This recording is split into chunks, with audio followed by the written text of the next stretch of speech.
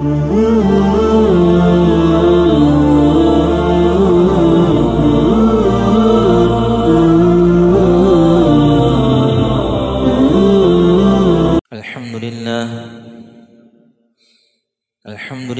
नहमदुहु व नस्तईनुहु व नस्तगफिरुह व नु'मिनु बिही व नतवक्कलु अलैहि व नऊज़ु बिल्लाहि मिन शुरूरि अनफुसिना व मिन सय्यिआति अअमालिना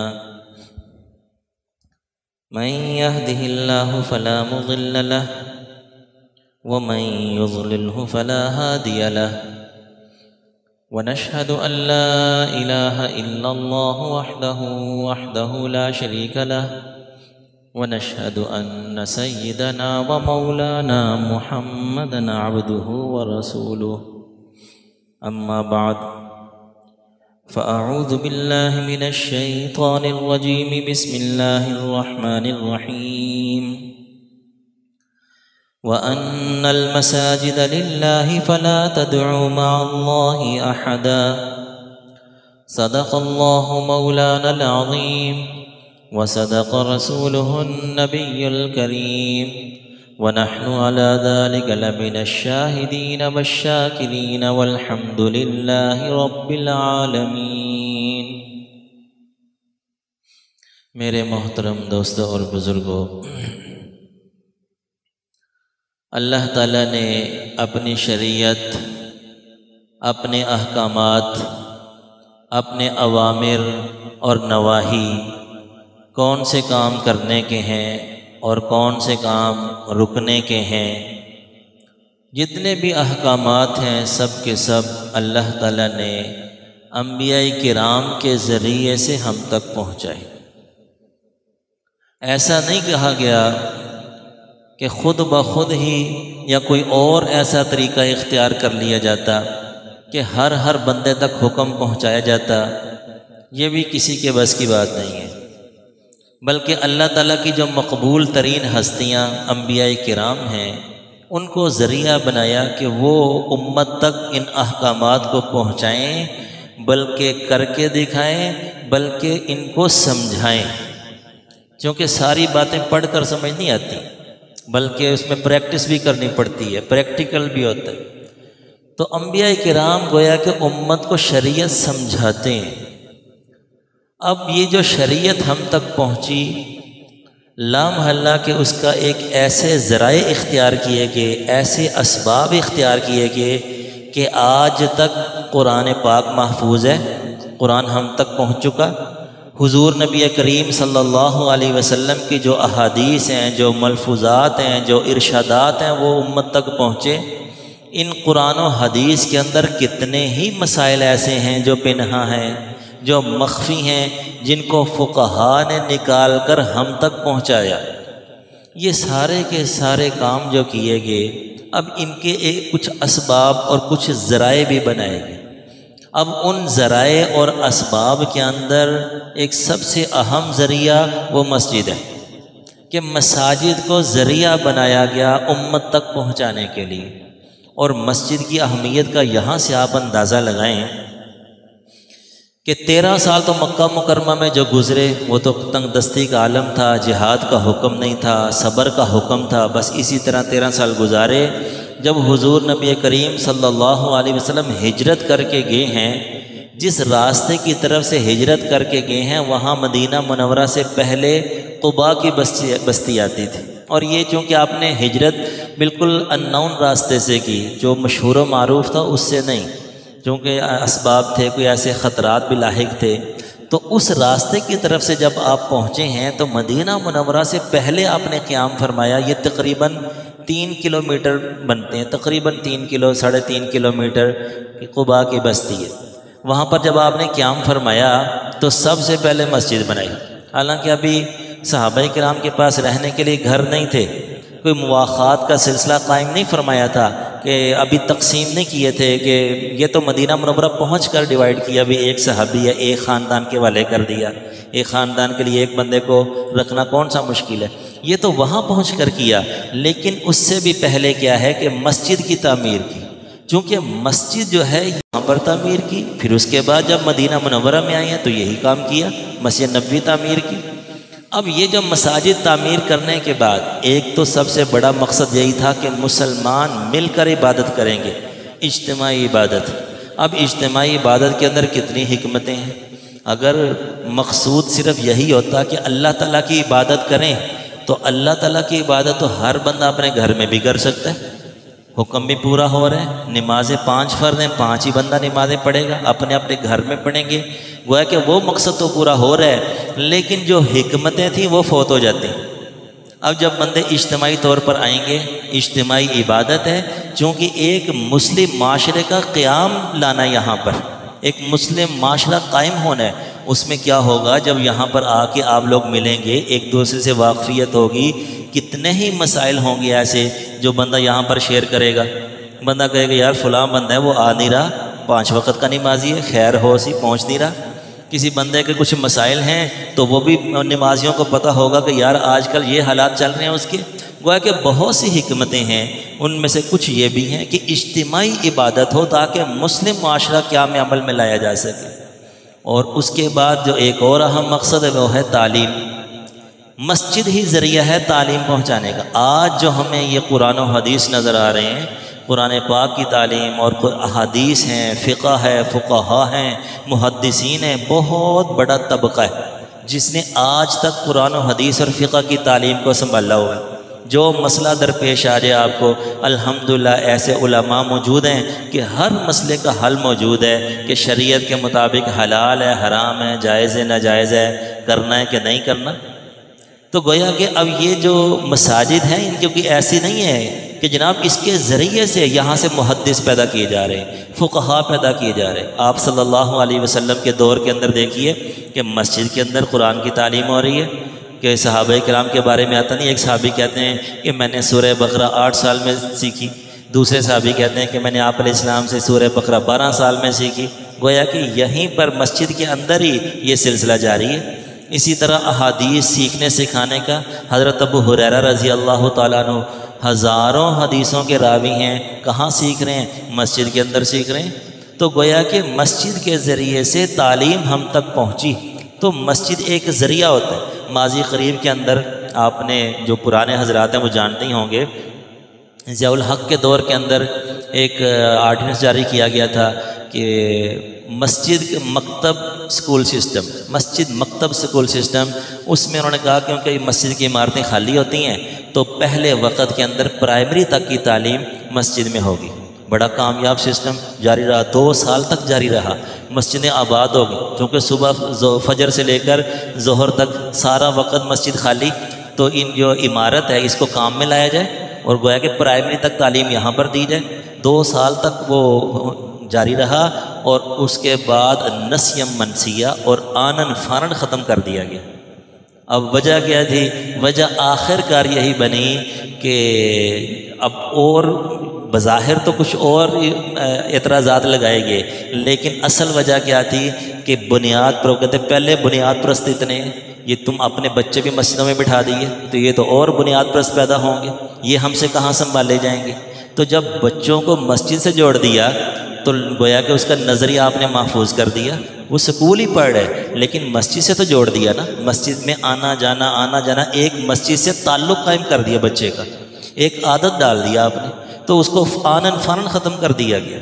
तो तालीम का तो बहुत बड़ा ज़रिया हुज़ूर नबी करीम सल्लल्लाहु अलैहि वसल्लम के दौर में, खुलाफाए राशिदीन के दौर में, सहाबाए किराम के दौर में, आज तक ये देख लें कि जिन मस्जिदों के अंदर तालीम है वो मस्जिदें सही तौर पर आबाद हैं।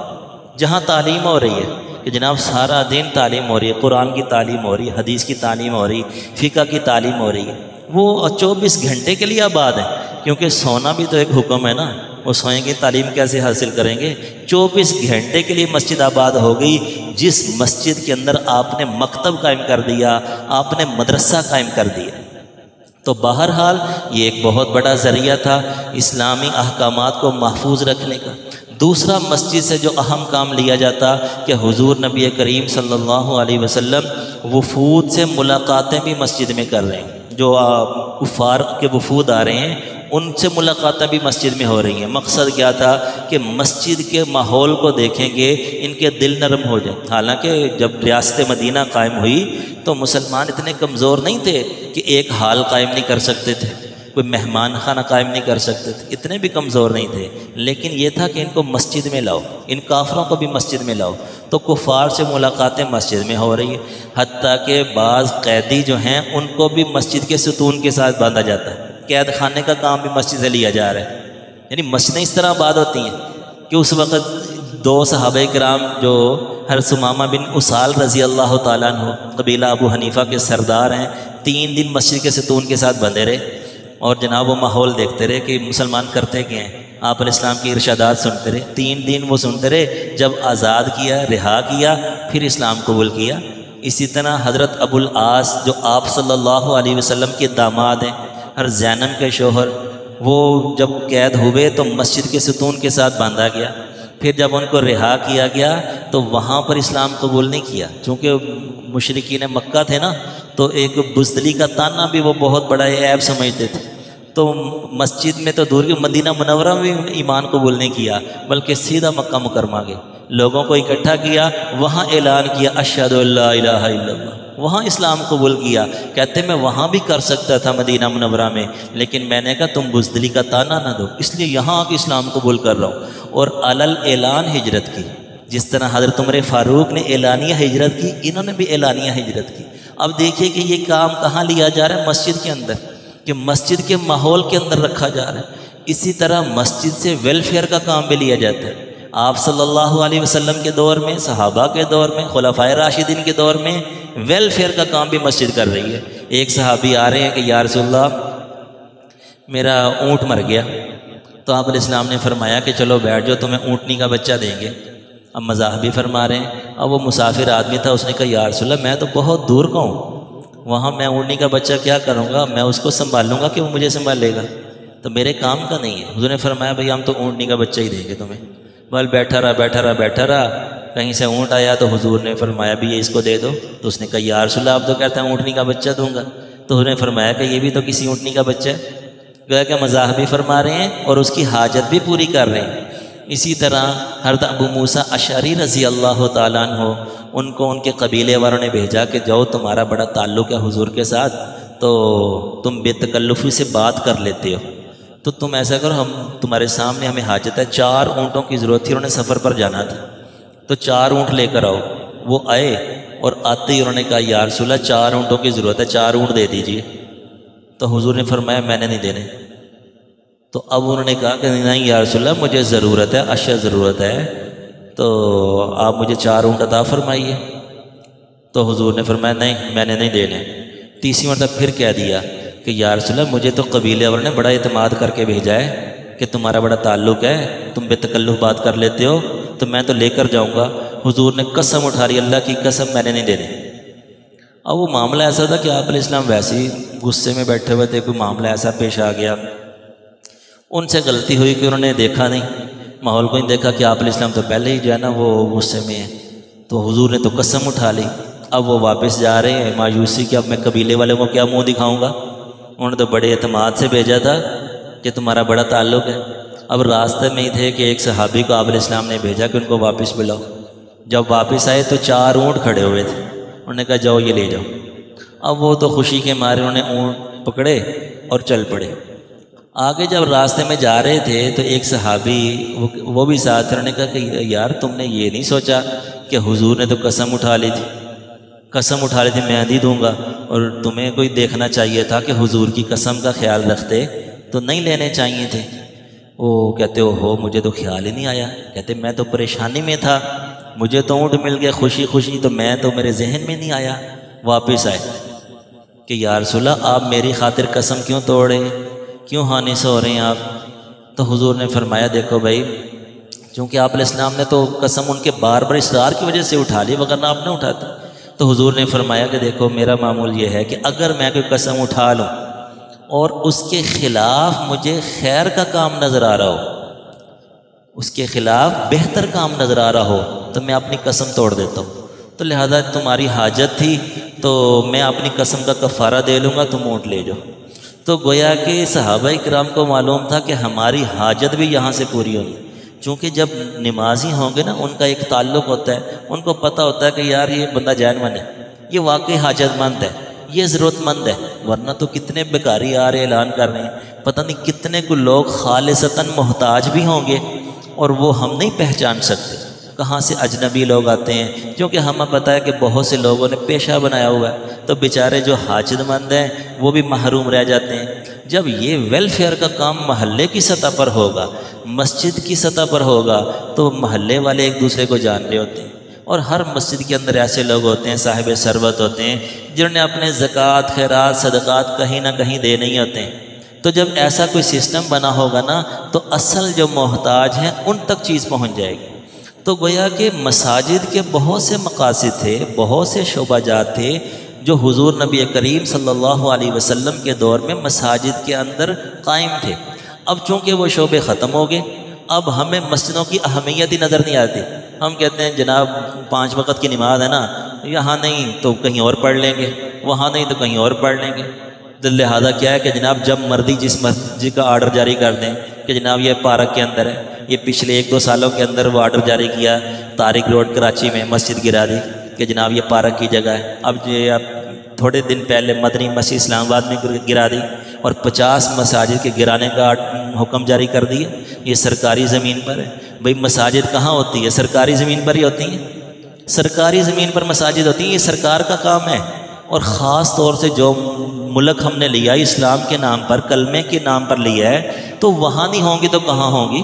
अब वो एक मसला जो है ना इस तरह से गलत तरीके से फैला दिया जाता है कि जनाब अगर किसी की जगह पर मस्जिद बनी हो तो उसको गिरा देना चाहिए। इस मसले का ताल्लुक़ सिर्फ़ और सिर्फ मेरी और आपकी ज़मीन के साथ है, मेरी और आपकी ज़मीन के साथ है कि अगर आपकी ज़मीन किसी ने कब्ज़ा करके मस्जिद बना ली तो उसको गिरा दिया जाएगा।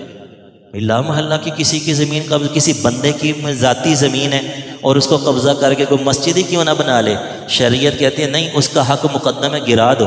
ये मसला तो लोगों का है, हुकूकुल इबाद का है, सरकार की ज़मीनों का नहीं है। सरकार का काम है मस्जिदें बनाना। और आप देखिए कि कितनी को मस्जिदें सरकार ने बनाई हैं, गिरजे बनाए हैं, मंदिर बनाए हैं। मेरा तो ख्याल है शायद आपके कहीं दूर दूर तक आपको ना मिले कि जनाब सरकार ने ख़ुद मस्जिद बनाई है, ऐसा नहीं है। हाँ, जो पुरानी मस्जिदें आसार कदीमा की वजह से महफूज ज़रूर है कि वो जनाब एक महकमा है आसार कदीमा का, तो उसमें और जहाँ पुरानी इमारतें महफूज हैं तो पुरानी मस्जिदें हैं 100 साल 200 साल 500 साल पुरानी, वो भी महफूज हैं। ख़ुद बनाने के लिए आपको मस्जिद नहीं मिलेगी कि जनाब ये सरकार ने अपने पैसों से मस्जिद बनाई हो।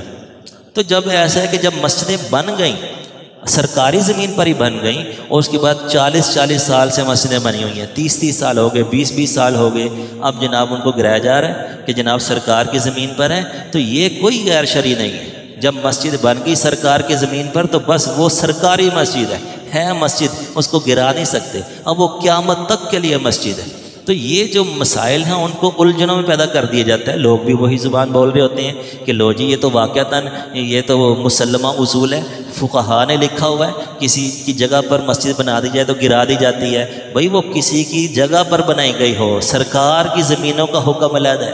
तो ये हमें क्यों बेफ़ायदा नज़र आ रही हैं कि जो मस्जिद के मकासिद थे उनमें इस्तेमाल नहीं की जा रही।